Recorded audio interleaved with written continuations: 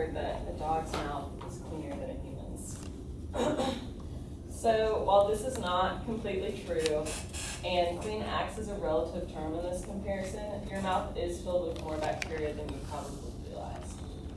As a pre-dental hygiene student, I have learned a lot about the biology of the mouth, the bacteria in it, and how those two interact with each other. I also believe that proper oral health care is vital to preventing oral diseases and increases your overall health. Now you're probably still wondering if your mouth is cleaner than your dog's and what exactly is covering your teeth, tongue, and gums.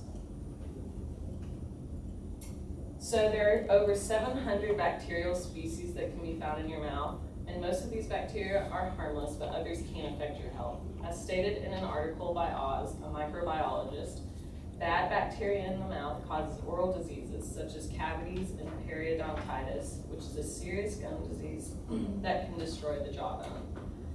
As also writes that it has been estimated that at least 35% of US adults aged 30 to 90 have some stage of periodontitis.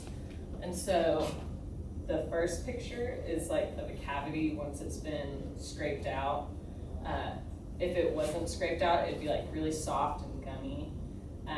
Like so easy that you could literally just scoop it out with like a little spoon.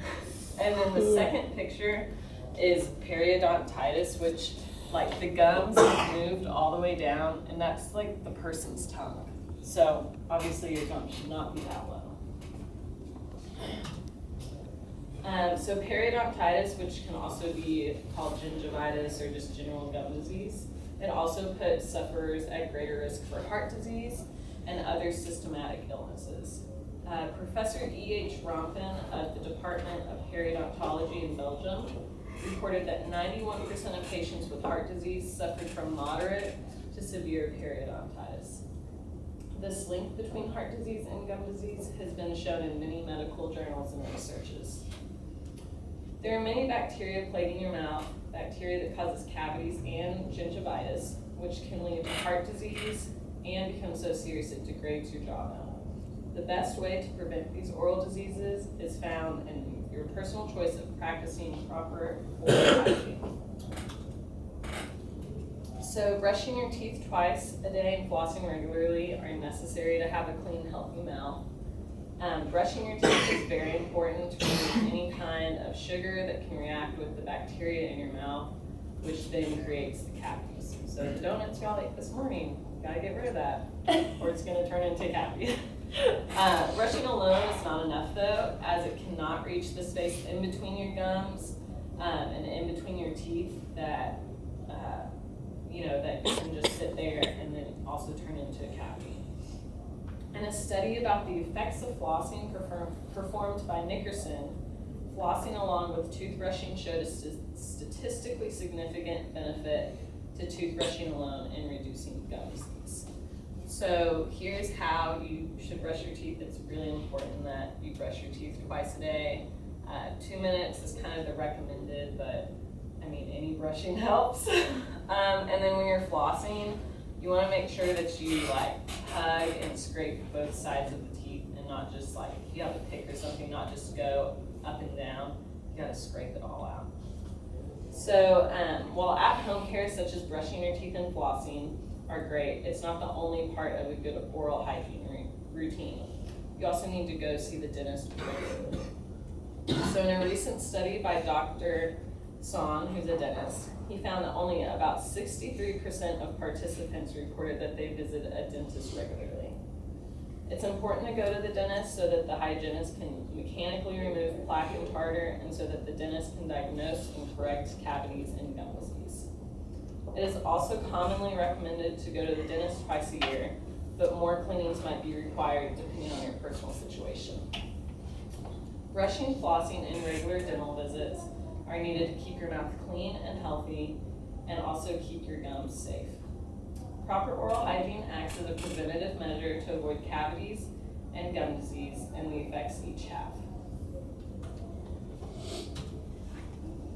So by brushing your teeth twice a day, flossing regularly, and going to the dentist, you prevent oral disease significantly.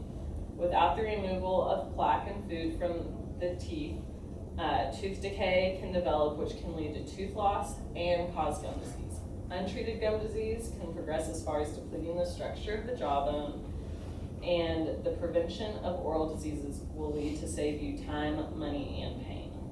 While going to the dentist may seem costly and timely and maybe even painful, a routine cleaning with or without x-rays is going to cost a lot less than having to get a cavity filled, having to get dental implants, which is what that is. And not only are they going to save time and money, but corrective procedures also normally require you to get numbing injected in your mouth, which is not fun. And then these also invasive procedures such as dental implants, which is what that is, they can easily cost up to $4,000 a tooth. And so the top picture is what happens. So like if you don't have any teeth, your jaw starts to wear away. So if you wanted to get an implant, which this is the beginning of an implant, if you wanted to get an implant put in that, you'd have to have a bone graft also. So not fun. A good oral hygiene regimen consists of toothbrushing, flossing, and regular dental checkups. These act as preventative measures that will ultimately save you time, money, and pain. Cavities and gum disease that can lead to tooth and bone loss, cardiac disease, and overall poor quality of life can be prevented by brushing your teeth, flossing, and going to the dentist regularly. While the standard rule of thumb is to see the dentist once every 6 months, the American Dental Association states that the frequency of a patient's regular dental visits should be tailored by their dentist to accommodate for current or oral health status and health history. And there is